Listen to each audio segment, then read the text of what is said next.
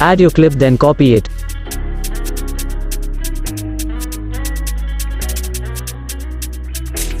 And overlay that copy.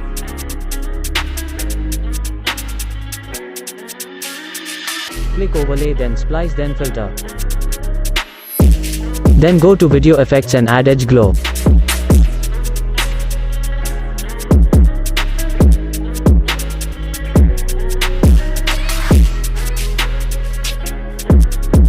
Then go to chroma key and adjust it as you want.